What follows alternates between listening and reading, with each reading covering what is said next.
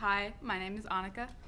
Today I'm going to talk to you in two parts, telling different stories from my life, things that I've learned with similar themes. I'll start with part one. I've always played music. I started piano in kindergarten through third grade. I started guitar in fifth grade and band as a percussionist in sixth grade. I have a pretty good taste in music, and that wasn't always true. I've always had a thing with rhythms.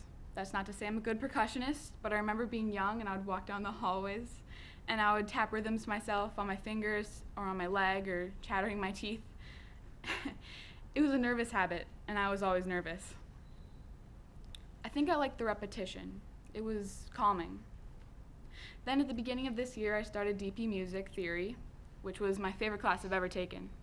I was learning about music, things I didn't know, theory, history. Basically, we just listened to music, talked about how it made us feel, we analyzed it, and we discussed what made it tick. Every Wednesday, we did something called rhythmic dictation, and it was the inspiration for this talk. And I'm pretty good at it. Our teacher would tell us a time signature, and he'd give us an amount of measures, and then he would speak a rhythm to us, and we'd have to write it down with the proper notes and rests. It would go like this. Okay, 4/4, 2 measures. Ta ta taka taka ta ta taka taka taka taka. I loved it. The simplicity of the rhythm, just a basic 2 to 4 measure line, and yet each of them almost told a story. They had so much potential. Rhythm is one of the most important parts of music, or not just rhythm, but the rhythm section. It gives foundation to the melodies to play on top of.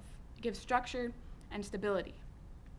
There are multiple different parts to music, rhythm, harmony, melody, just like there are multiple different parts to our lives.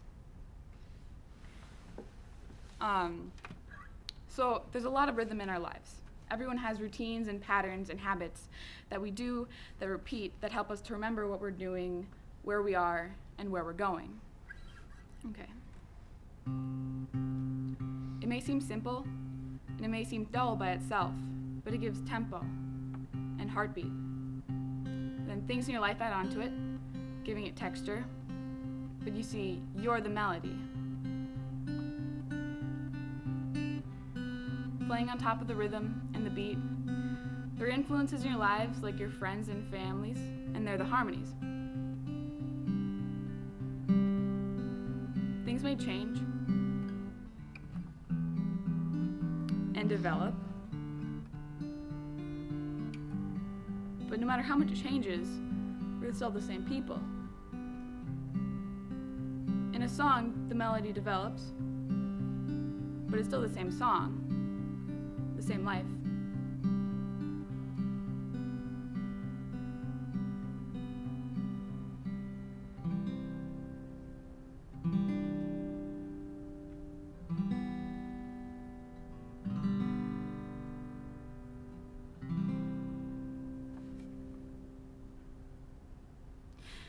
There's a beautiful connection between music and life.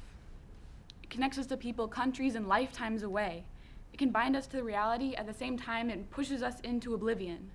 Music is a symbol for everything. Part 2. This may seem off topic, but I used to have a fascination with physics, in particular, string theory. One aspect of string theory in its simplest form, everything is made up of atoms, right? Which are made up of protons and electrons and neutrons, which are made up of smaller stuff, which is made up of smaller stuff, which is made up of cork. And here's where the string theory comes in. This cork is supposedly made of tiny coiled strings. And it's the vibrations in these strings that make everything what it is. So truly, the vibrations in these strings dictate the universe. They're nothing but musical notes too small for us to hear, as if the universe is a symphony. And if you could hear those notes, you could hear the voice of God. So you see, everything is music. Thank you.